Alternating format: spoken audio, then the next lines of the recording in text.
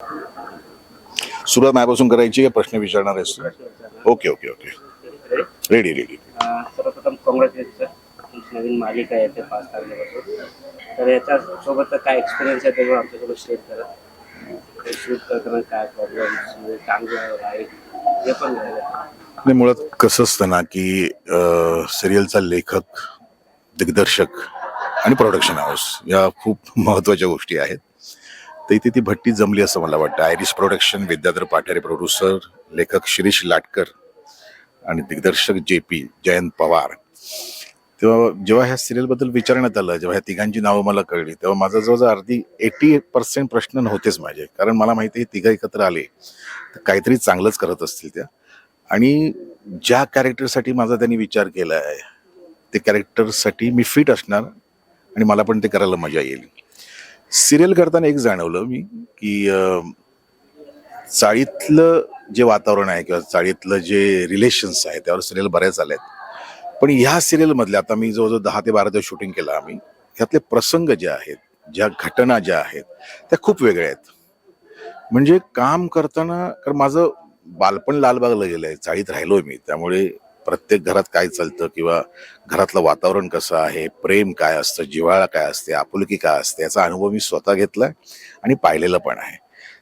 तर असे काही प्रश्न होते, अशा काही घटना होत्या, असे काही प्रसंग होते की जे ह्या सिरियलमध्ये आहेत. मला जाणवलं, अरे हा प्रसंग झालेला आहे किंवा अशा पद्धतीचा झालेला आहे. तर प्रसंग नवीन आहेत, घटना नवीन आहेत आणि साधी सोपी सरळ अशी लव्ह स्टोरी जरी असली ते बॅकग्राऊंड त्याला खूप मोठं आहे. ज्या परिस्थितीतून माणूस जातो हळूहळू पुढे, मेहनत करत, कष्ट करत, नावातच त्याचं जवळजवळ तुम्हाला कळलं की त्याची स्टोरी आहे त्यामध्ये नावातच. अशी छान, अशी मस्त आणि छान स्टोरी आहे ती तुम्हाला बघायला नक्की आवडेल.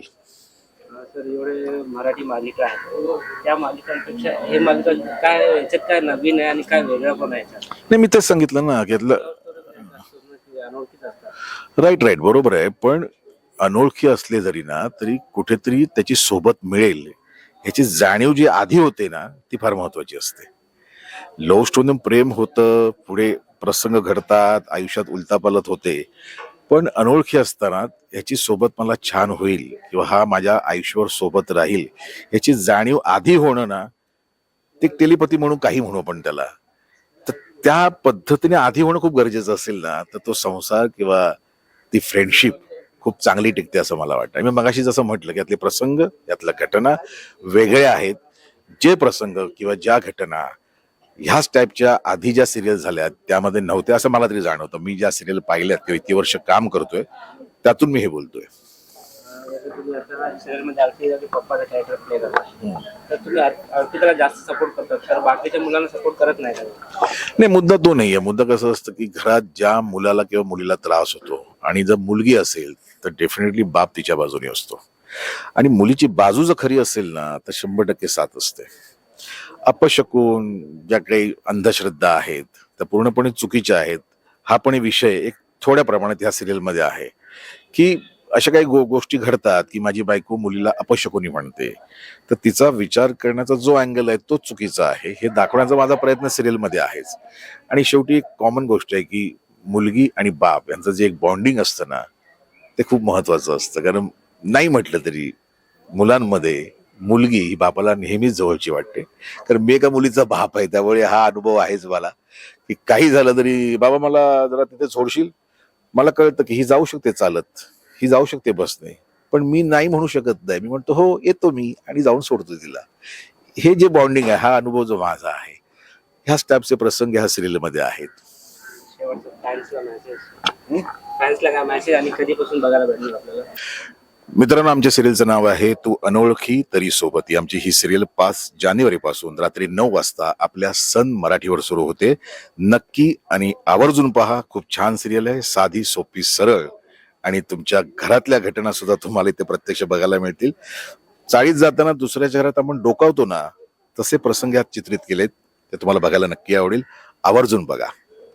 एक शेवटचा प्रश्न, तुमच्या आयुष्यातली कोण अनोळखी आहे? हो, आहे ना. अशी काही एक घटना घडली होती की मला पैशांची खूप गरज होती आणि त्यावेळी जो मित्र माझा ज्याच्याशी माझा 8 ते 10 वर्ष कॉन्टॅक्ट नव्हता त्याला कुठून नंबर माझा मिळाला मला माहित नाही, कारण 8 ते 10 वर्ष ना त्यांनी मला फोन केला होता ना मी त्याला फोन केला होता. त्यांनी मला फोन केला, मला विचारलं, आम्ही असं असं बोलतोय. मी म्हटलं, अरे काय कसा आहेस तू? नाही माझं जाऊ दे, तू कसा आहेस? म्हटलं बरं आहे. नाही बरं नाही, तुझे असा असा प्रॉब्लेम झाला असं मला कळलं. म्हटलं नाही बघ, नाही नाही नाही नाही नाही, फक्त आकडा सांग मला, माझा माणूस कॅश घेऊन तिथे येईल. ही जी सोबत होती ना ती मधल्याच्या काळात अनोळखी झाली होती, पण तो अनोळखी तरी सोबती हा अनुभव मला तुमच्याशी शेअर करावा असं वाटला. त्यामुळे ह्या सिरियलचं जेव्हा टायटल कळलं तर मला ती खूप अशी जवळची वाटली. Thank you sir. थँक्यू.